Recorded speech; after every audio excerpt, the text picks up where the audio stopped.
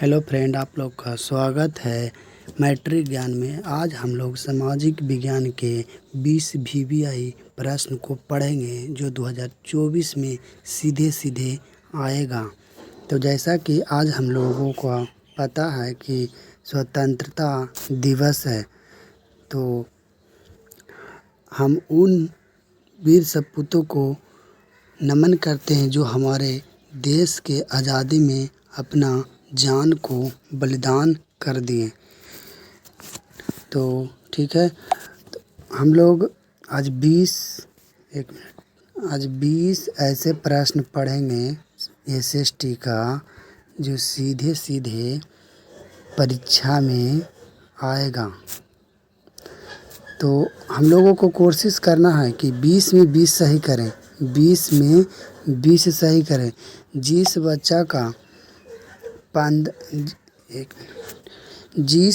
का 15 से ऊपर आएगा, 15 प्लस आएगा, वो तैयारी ठीक से कर रहे हैं। और जिसका 10 है, 12 है, वो थोड़ा उनको मेहनत करने का ज़रूरत है।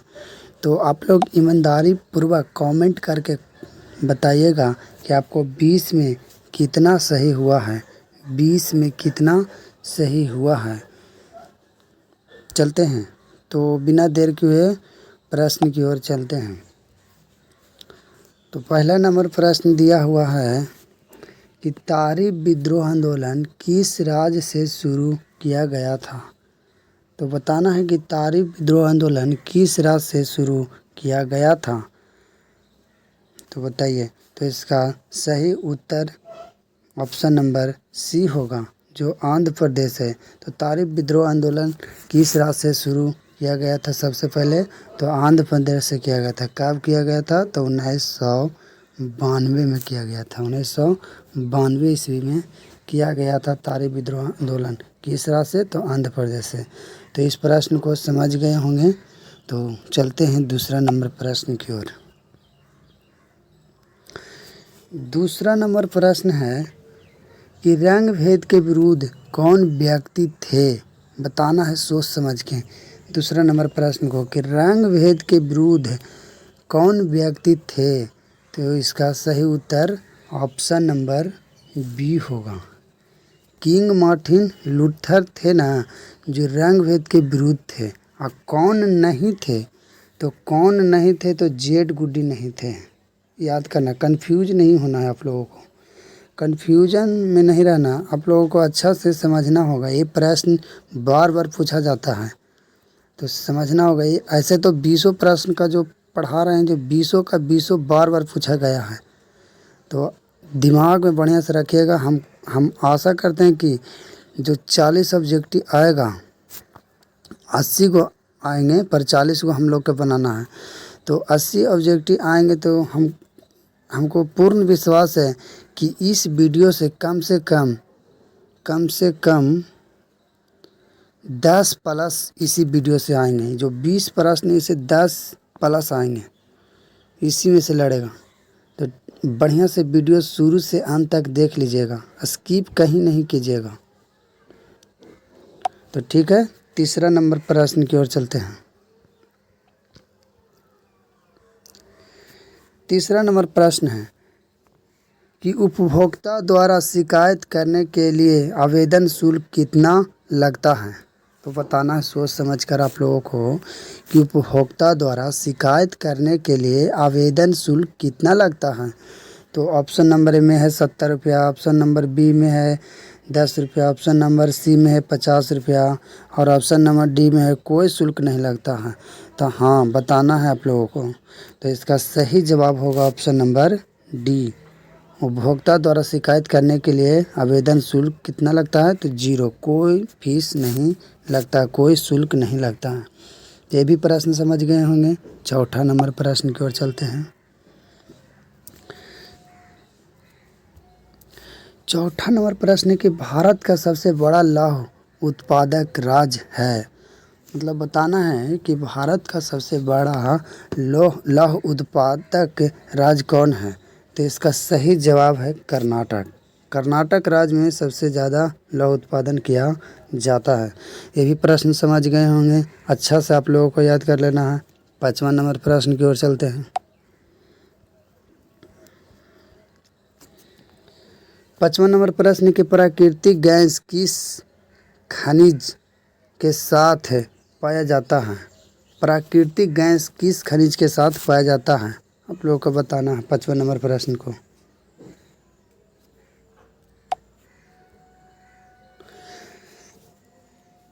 तो प्राकृतिक गैस किस खनिज के साथ पाया जाता है? तो इसका सही जवाब है पेट्रोलियम। पेट्रोलियम है जो प्राकृतिक गैस इसके साथ पाए जाते हैं। चलते हैं, ये भी प्रश्न समझ गए होंगे 6ठा प्रश्न की ओर। 6ठा नंबर प्रश्न है कि इनमें से कौन प्राकृतिक आपदा नहीं है? तो बताना है कि इनमें से कौन प्राकृतिक आपदा नहीं। तो पहले प्रश्न समझने, प्राकृतिक आपदा जब नहीं है तो मानव जनित आपदा है। क्या है? मानव जनित आपदा है। तो अब समझ गए होंगे प्रश्न। तो ऑप्शन देखकर बताइए कि कौन सा ऑप्शन होगा। तो ऑप्शन नंबर ए में है सुनामी, ऑप्शन नंबर बी में है बाढ़, ऑप्शन नंबर सी में आतंकवाद, ऑप्शन नंबर डी में है भूकंप। तो मानव जनित आपदा है तो आतंकवाद है। हाँ, कौन है? आतंकवाद है। बाकी सब है जो प्राकृतिक आपदा है, बाढ़ है, सुनामी है, भूकंप है, ये सब क्या है? प्राकृतिक है। एक महामारी भी है तो ये भी क्या है? प्राकृतिक है। ठीक है, तो चलते हैं 7वां नंबर प्रश्न की ओर। 7वां नंबर प्रश्न है कि ऊर्जा के मुख्य स्रोत क्या है? 7वां नंबर प्रश्न है कि ऊर्जा का मुख्य स्रोत क्या है? ऑप्शन नंबर ए में है कोयला, ऑप्शन नंबर बी में पेट्रोलियम, ऑप्शन नंबर सी में है विद्युत, ऑप्शन नंबर डी में इनमें से सभी। तो ऊर्जा का मुख्य स्रोत है जो इनमें से सभी है। कोयला भी है, पेट्रोलियम भी है, विद्युत भी है। ठीक है, 7वां भी समझ गए होंगे। 8वां नंबर प्रश्न की ओर चलते हैं। 8वां नंबर प्रश्न है कि इनमें से कौन बहुराष्ट्रीय कंपनी है? बताना है आप लोगों को कि इनमें से कौन है जो बहुराष्ट्रीय कंपनी है। तो फोर्ड मोटर्स है, सैमसंग है, कोको कोला, ये सभी हैं जो बहुराष्ट्रीय कंपनी है। तो इसको अच्छा से याद कर लेगा कि इनमें से कौन बहुराष्ट्रीय कंपनी है। तो इनमें से सभी, फोर्ड मोटर्स भी, सैमसंग भी, कोको कोला, ये सभी है जो बहुराष्ट्रीय कंपनी है। ठीक है, 9वां नंबर प्रश्न की ओर चलते हैं।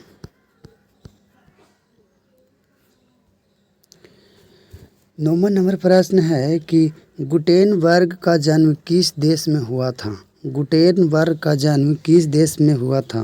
तो ऑप्शन नंबर ए में है अमेरिका, ऑप्शन नंबर बी में है जर्मनी, ऑप्शन नंबर सी में है जापान और ऑप्शन नंबर डी में है इंग्लैंड। तो बताना है आप लोगों का कि गुटेनबर्ग का जन्म किस देश में हुआ था। तो इसका सही जवाब है जर्मनी। जर्मनी में गुटेनबर्ग का जन्म हुआ था। ठीक है, 10वां नंबर प्रश्न की ओर चलते हैं। तो 10वां नंबर आप लोगों को बताना है कि भारत का वित्तीय राज्य किस शहर को कहा जाता है? मतलब कि भारत का वित्तीय राजधानी किस शहर को कहा जाता है? तो एक मिनट, हाँ, अब बताना है कि भारत का वित्तीय राजधानी किस शहर को कहा जाता है। तो ऑप्शन नंबर ए में है दिल्ली, मुंबई, पटना, गुजरात। तो इसका सही जवाब मतलब कि दूसरा राजधानी भारत का कौन सा था? तो मुंबई था। अब कौन सा भारत का है? तो दिल्ली। ठीक है, 11वां नंबर प्रश्न की ओर चलते हैं।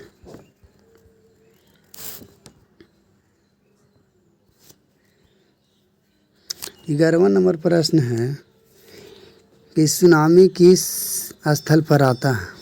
11वां नंबर प्रश्न है कि सुनामी किस स्थल पर आता है। ऑप्शन नंबर ए में है समुद्र स्थल, ऑप्शन नंबर ए में है स्थल, ऑप्शन नंबर बी में समुद्र और ऑप्शन नंबर सी में है आसमान और ऑप्शन नंबर डी में है कोई नहीं। तो इसका सही जवाब कौन सा होगा? तो इसका सुनामी पूछ रहा है कि सुनामी किस स्थल पर आता है, मतलब सुनामी किस जगह पर आता है कहने का मतलब है। तो सुनामी है जो समुद्र में आता है। और भूकंप है जो पृथ्वी पर आता है। भूकंप है जो कहाँ आता है? भूकंप है जो पृथ्वी पर आते हैं। तो अच्छा से ये भी प्रश्न बार बार पूछे गए हैं, तो अच्छा से प्रश्न को ध्यान में करिएगा। अगर एक बार में वीडियो समझ में नहीं आए तो दोबारा देख लीजिएगा। 12 नंबर प्रश्न की ओर चलते हैं।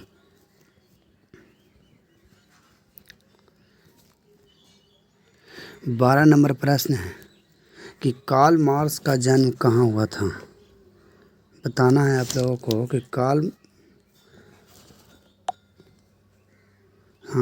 कार्ल मार्क्स का जन्म कहाँ हुआ था। बताना है कि कार्ल मार्क्स का जन्म कहाँ हुआ था। तो इसका सही जवाब होगा जर्मनी। जर्मनी में कार्ल मार्क्स का जन्म हुआ था। ठीक है, बिना देर के 13 नंबर प्रश्न की ओर चलते हैं।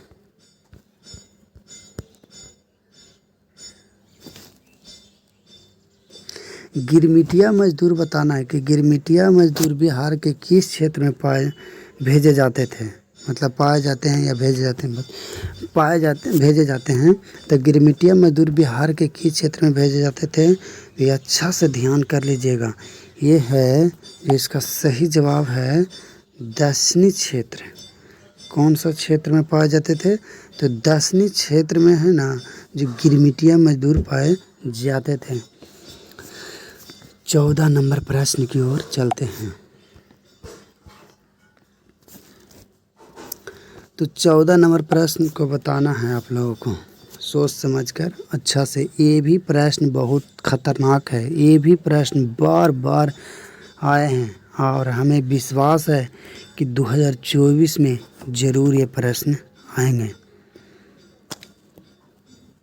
ठीक है, तो इसका प्रश्न है कि किस क्षेत्र को तृतीय क्षेत्र कहा जाता है। तो ऑप्शन नंबर ए में है सेवा क्षेत्र, ऑप्शन नंबर बी में कृषि क्षेत्र, और ऑप्शन नंबर सी में औद्योगिक क्षेत्र, ऑप्शन नंबर डी में कोई नहीं। तो बताइए कौन सा होगा।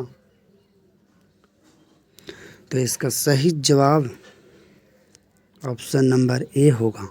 सेवा क्षेत्र को तृतीय क्षेत्र में रखा गया है। सेवा क्षेत्र को किस में रखा गया है? तृतीय क्षेत्र में रखा गया है। बैंक को भी इसी में रखा गया है, तृतीय में। बैंक को भी किस में रखा गया है? तो तृतीय में रखा गया। कृषि को किस में रखा गया?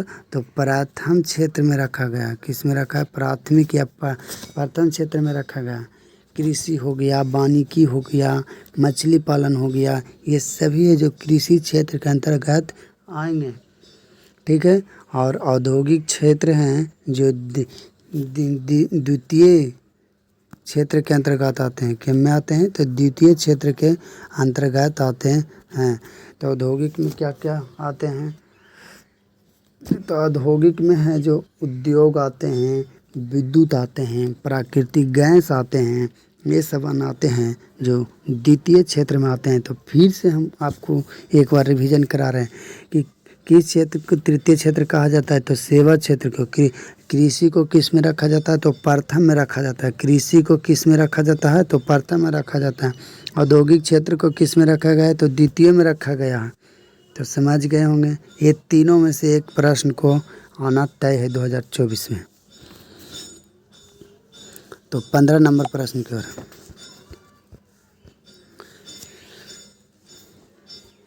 15 नंबर प्रश्न है कि कोयला किस प्रकार का संसाधन है। हाँ, बहुत अच्छा प्रश्न। ये भी वेरी इम्पोर्टेंट दम है, वेरी इम्पोर्टेंट प्रश्न है।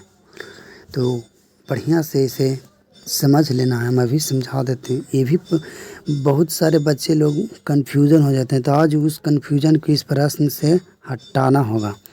आज के बाद कन्फ्यूज़न नहीं रहेगा। तो हम समझाने वाले यही हैं कि नवीकरणीय रहे तो दो नाम याद रखना है। ये भी बार बार आता है प्रश्न।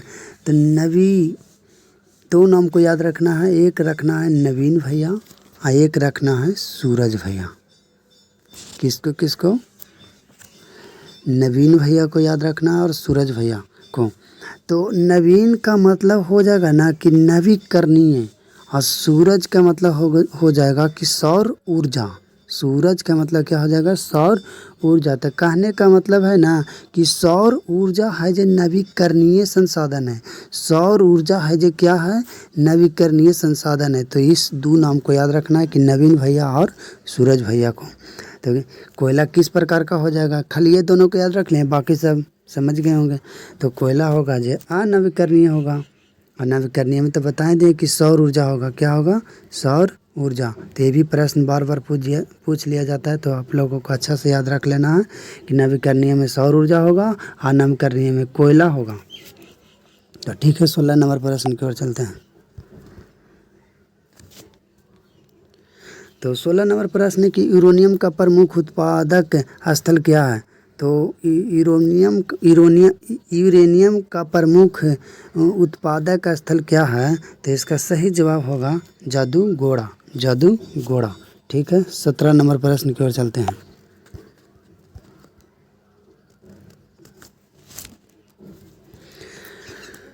सत्रह नंबर प्रश्न है कि राष्ट्रीय बैंकों का राष्ट्रीयकरण कब किया जाता है। राष्ट्रीय बैंकों का राष्ट्रीयकरण कब किया जाता है। तो इसका सही जवाब होगा 1969। तो आप लोगों से एक निवेदन करना चाहते हैं कि इतने अच्छे अच्छे प्रश्न को कलेक्ट करने में बहुत समय लगता है। तो आप लोग से निवेदन है कि मेरे वीडियो को पूरा देखिएगा, और अच्छा लगे तो लाइक और सब्सक्राइब ज़रूर करिएगा। तो ठीक है, 18 नंबर प्रश्न की ओर चलते हैं। 18 नंबर प्रश्न है कि जनसंख्या का घनत्व सबसे अधिक कहाँ होता है। तो जनसंख्या का घनत्व सबसे अधिक महानगर में होगा। कहाँ होगा, महानगर में। 19 नंबर प्रश्न की ओर चलते हैं। 19 नंबर प्रश्न ये समझ बहुत अच्छे प्रश्न हैं। अच्छा से देखिएगा, शुरू से अंत तक देखिएगा। अगर एक बार में नहीं समझ में आता है तो दोबारा देखिएगा। 19 नंबर प्रश्न कि रूस में जार का क्या अर्थ होता है। रूस में जार का अर्थ क्या होता है। तो रूस में जार का अर्थ होता है रूस का सम्राट। ठीक है, 20 नंबर प्रश्न की ओर, जो इस वीडियो का लास्ट प्रश्न होगा। तो 20 नंबर प्रश्न है कि इनमें से बिछड़ा राज्य किसे कहा जाता है। इनमें से किसे बिछड़ा राज्य कहा जाता है। तो ऑप्शन नंबर सी में बिहार,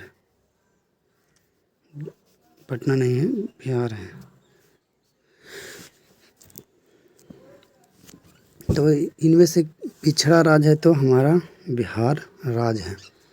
तो इसे अच्छा से याद कर लीजिएगा कि पिछड़ा राज्य कौन सा है। तो बिहार, और बीमारू राज्य भी हमारा बिहार है। तो अच्छा से इस वीडियो को पूरा देखिएगा। तो जय हिंद साथियों।